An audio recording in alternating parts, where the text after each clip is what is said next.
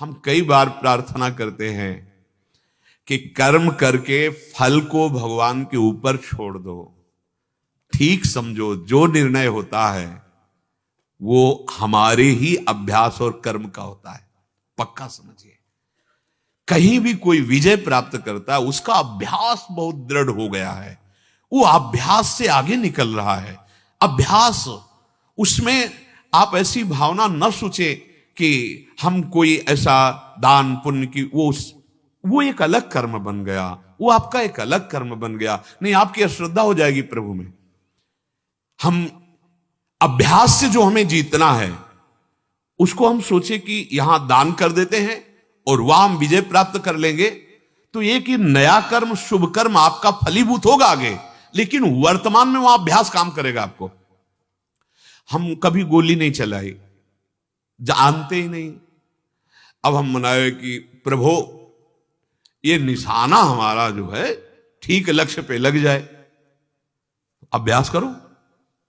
और निशाना नहीं लगा तो हमें अश्रद्धा हो जाए, भगवान हमने कहा था तुमसे कि निशाना सही लग जाए। ऐसी मूर्खता, ऐसी अज्ञानता नहीं करनी है। जो अभ्यास, अर्जुन को क्या बोल रहे हैं भगवान? अभ्यास योग युक्त, सामने खड़े हैं सरकार। अभ्यास योग युक्त है ना, चेतसा नान्यगामिना, लक्ष्य पर आपकी दृष्टि रहे, दृढ़ अभ्यास रहे। बस यही बात समझनी है। चाहे परमार्थ हो, चाहे पढ़ाई हो, चाहे व्यापार हो, चाहे नौकरी हो, चाहे कोई क्रीड़ा हो, अभ्यास, प्रमाद स्थिति नहीं, भोगों में मनोरंजन नहीं, अभ्यास। अभ्यास विजय दिलाएगा। यही अभ्यास भगवत स्वरूप है। भगवान की प्राप्ति के लिए भी कहा है कि मन को यदि मेरे में लगाना है तो दो उपाय हैं, वैराग्य और अभ्यास। अभ्यास में बाधा देने वाले से राग रहित हो और अभ्यास में दृढ़ हो जाओ। क्या नहीं प्राप्त हो सकता, क्या नहीं हो सकता। हमारी अभ्यास की इतनी प्रवीणता बन जाए कि जिस लक्ष्य पे हम लगे उसको हम पार करें, उस पर हम पहुंचे, निराश होने की जरूरत नहीं। श्री भगवान कह रहे हैं कर्मों में निष्कामता सिद्धि है, पर बहुत कठिन है। हम कोई भी कर्म बिना कामना के करते ही नहीं है, इसलिए बंधते चले जाते हैं। अभी अध्यात्म है, समझ, बिना फल दिए जाएगा ही नहीं, तुम्हें कामना करने की जरूरत ही नहीं है। पर कभी कभी ऐसा होता है कि ऐसे विशिष्ट अपराध होते, बड़े अपराध होते हैं जो हमारे बहुत साधन करने पर भी नष्ट नहीं होते, वो हमारे ऊपर हावी हो जाते हैं। फिर हमको लगता है कि हमारी साधना, हमारा भजन, हमारा साधन, अगर हम बाह्य सुख की आकांक्षा करते तो अश्रद्धा होने लगती है। हम आपसे प्रार्थना करते हैं, आप कभी अश्रद्धा मत करना, अपनी आस्तिकता की नींव को मत हिलने देना। ये आया हुआ प्रारब्ध नष्ट हो जाएगा। आप जो कर रहे हैं इसका महान फल मिलने वाला है। ये तत्कालिक क्रिया का फल नहीं मिलता है, तत्कालिक। अभी कोई हमारा कानून विरुद्ध आचरण बन जाए तो तुरंत थोड़ी फांसी पे चढ़ा दिया जाएगा। उसके लिए बहुत कार्रवाइयां होती हैं, बहुत निर्णय होता है, वो कई कई वर्ष व्यतीत हो जाते हैं, फिर जाके निर्णय मिलता है। आप यही देख लो ना, अगर सबके सामने तुरंत दंड मिले तो बहुत सुधार हो जाए, नहीं हो जाए कि इसने ये किया, देखो ऐसे ऐसे किया गया, तुरंत नहीं होता। ऐसे ही हमसे यदि पापाचरण हो रहे थे तुरंत उनका फल नहीं मिल रहा, हमसे ऐसे सत्कर्म हो रहे तो उनका तुरंत नहीं, फसल भी तुरंत नहीं तैयार हो जाती। अरे तुरंत के लिए आपकी चित्त वृत्ति जिस सत मार्ग में लगी है, आप थोड़ा धैर्य धारण करो, थोड़ा विश्वास करो, फल दिए बिना जाएगा ही नहीं। चाहे असत कर्म हो चाहे सत्कर्म हो, पर अगर तुम फल के हेतु बन जाओगे तो बहुत निराश हो जाओगे, उदास हो जाओगे, हताश हो जाओगे, क्योंकि एक रस संसार नहीं है। कभी सुख, कभी दुख, कभी लाभ, कभी हानि, कभी जय, कभी पराजय। इन्हीं द्वंद्वों से जीतने के लिए अध्यात्म मार्ग है। हमारा कार्य पूरा हुआ, कर्तव्य पूरा हुआ, फल नहीं मिला, हमें निराश नहीं होना। बार बार भगवान समझा रहे हैं, संसार की दृष्टि से फल नहीं मिला, पर आपको कर्तव्य का महान फल मिलेगा। आप विजय को प्राप्त होंगे, निराश नहीं होना। कर्म करने पर तेरा केवल लक्ष्य होना चाहिए।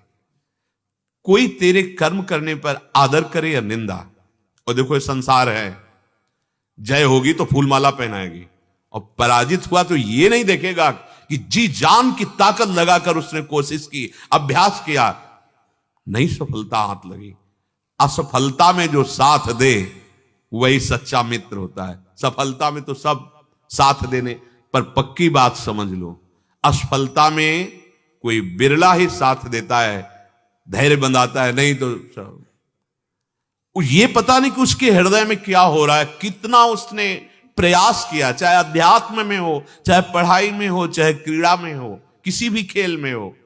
कोई भी चाहता है क्या पराजय, अभ्यास, उसकी पूरी कोशिश, अब परिणाम उसके अनुकूल नहीं आया, तो हम सबको चाहिए कि साथ देना चाहिए, एक दूसरे का उत्साह वर्धन करना चाहिए। लेकिन जिनको शुद्ध बुद्धि प्राप्त नहीं है, वो उत्साह वर्धन की जगह और निराश कर देते हैं। बच्चा फेल होके आया, अगर माता पिता इतने पैसे लगा दिए, तो खिलवाड़ में समय नष्ट किया, फेल हो गया, और वो वैसे उसके मित्र जो पास हो गए, वो वैसे ही ऐंठ के चल रहे थे, वो वैसे ही दुखी हो रहा था, अल्पबुद्धि, और ऊपर से आकर आपने, और अब वो क्या, उसकी निराशा कहां पहुंचा देगी उसको। ऐसे किसी भी विषय में सबसे प्रार्थना है, कोई भी पराजित हो रहा हो, उठाने की कोशिश करो, उसको उस पराजय के दुख से निकालने की कोशिश करो, उसको सहयोग दो, मानसिक सहयोग दो, वाणी का सहयोग दो, तभी हम वास्तविकता में मित्रता का व्यवहार, तभी हम एक दूसरे को सुख पहुंचा सकते हैं। पर प्राय ऐसा नहीं देखा जाता, असफलता पर अरे नहीं भाई, कोई नहीं चाहता असफलता, कौन चाहता असफलता। पूरा प्रयास करने पर यदि असफल हुआ है तो पूजनीय है, प्रशंसनीय, उसकी प्रशंसा करो, तुमने बहुत प्रयास किया, निराश होने की जरूरत नहीं। ये अभ्यास, ये प्रयास, एक दिन सफलता तुम्हारे चरण चूमेगी, तुम्हें निराश नहीं होना। भगवान कह रहे हैं, तुम्हारा आदर करे कोई या निरादर, प्रशंसा करे या निंदा, अंतःकरण शुद्ध हो या ना हो, सिद्धि मिले ना मिले, तुम्हें बिल्कुल परवाह नहीं करे। भगवान कह रहे हैं, तो फिर काहे को चिंता करते हो। तभी तो शरणागत मस्त रहता, निश्चिंत रहता। महाराज आपकी नाव में बैठ गए, अब आप देखना, पर यहां नाव का परिचय ही नहीं है, इसीलिए हम निराश हो जाते हैं, हताश हो जाते हैं, दुखी सुखी हो जाते हैं।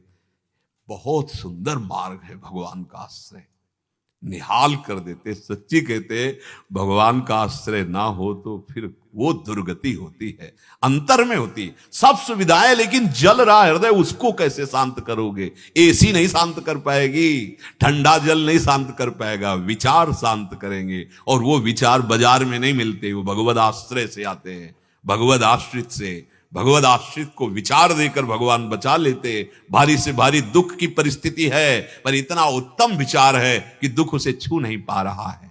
लाभ के लिए करते हो, जब हानि होती तो देखो हम सब निराश हो जाते हैं। ठीक नहीं है, ये निराशा हमारी उन्नति में बाधक हो जाएगी, हमारे जीवन को जीने में बहुत बाधा पहुंचा देगी। इतना दुर्लभ जीवन हम निराश होके जिए, हम हताश होके जिए, ऐसा नहीं, ऐसा नहीं। इसीलिए अध्यात्म की कला आनी चाहिए, अध्यात्म की युक्ति होनी चाहिए। कोई ये ना समझ ले कि आरंभ में एक बार मैं गिर गया तो गिरता ही रहूंगा। ये ऐसे अमृतमय वचन है चलने वाले के लिए, जो नहीं चल रहे वो क्या समझेंगे। कभी ये ना समझे कि आरंभ किया और गिर गए तो अब क्या नहीं। जैसे जीतने वाले को उत्साह होता है, उसे 1000 गुना उत्साह बढ़कर हम बढ़ाएंगे। हम यही नहीं समझ पा रहे। विजय तो हमारे चरण चूमेगी। अरे अविनाशी के बच्चे हैं यार, हमें बिल्कुल निराश नहीं होना। एक बार आरंभ में यदि हम गिर गए हैं, चूक हो गई, चढ़ना हमारा फिसल गया पैर, हमें बिल्कुल पीछे नहीं हटना। ये प्रायः गिराने पर ही है, कोई उत्साह बढ़ाने वाला नहीं मिलता है। हम अपनी बात कहते, कोई उत्साह बढ़ाने, वो केवल हरि गुरु है, बढ़ बढ़ आगे बढ़। नहीं, यहां संसार चमत्कार का नमस्कार, वाह वाही तभी तक है जब तक तुम्हारे गुण दिखाई दे रहे हैं, और गुण में चूक हुई फिर तुम तैयार हो। ऐसे तुम्हें ऐसा मजबूत तैयार होना है कि किसी की प्रशंसा और किसी की निंदा तुम्हारे कदम न रोक पावे, असफलता भी तुम्हारे कदम न रोक पावे। ऐ साधक, ऐ उपासक, ऐ मनुष्य देह में विराजमान भगवदंश, कोई असफलता तुम्हारे कदम न रोक पावे। चलना है हमें उस दिव्य वस्तु को प्राप्त करना है, हमें विजय प्राप्त करनी है। एक बार तुमने यदि असफलता में भी कदम बढ़ा दिए तो महावीर बन जाओगे। ये असफलता कदम रोक देती है। अब क्या होगा? अब वही होगा जो होना है। बस जिद्दी स्वभाव चाहिए, यहां जिद्दी स्वभाव चाहिए। जीवन में देखा है, जहां कहीं भय, जहां कहीं परास्त होने की बात मन ने खड़ी की है, वहीं अब कर परास्त तू। और हर तरह से देखा है कि क्रॉस कर गए, निकल गए। वो अहंकार नहीं होता, वो भगवद आश्रय और अपने अभ्यास, उसमें दृढ़ता, उसमें फिसड्डी स्वभाव नहीं, रोने वाला स्वभाव नहीं होना चाहिए। नहीं, हम रो नहीं सकते, रुलाएंगे। ये काम क्रोध बहुत रुला चुके हैं। भगवान का आश्रय लेकर हर विकार को भगाएंगे। वीर पुरुष के लिए नहीं, हम सब महावीर के अंश हैं, महाबली हैं हमारे प्रभु।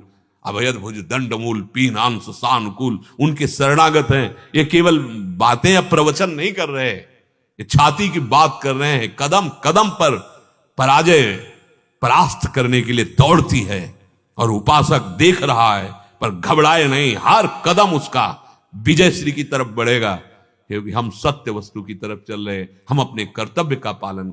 एक बार असफल हो गए तो क्या हुआ? हमको अपनी सफलता प्राप्त करनी, निराश नहीं होना। और एक बार यदि तुम ऐसा कर ले गए सम सिद्धि असिद्धि में, तो समझ लो कि तुमने परमात्मा प्राप्ति या ऊंचाई पर चढ़ने के लिए कमर कस लिए, तुम्हें कोई नीचा नहीं दिखा सकता। इसीलिए भगवान स्वयं कह रहे, योगस्था कुरु कर्माणि समत्वम योग उच्यते। शेष व्याख्या की। श्री राधा वल्लभ लाल की।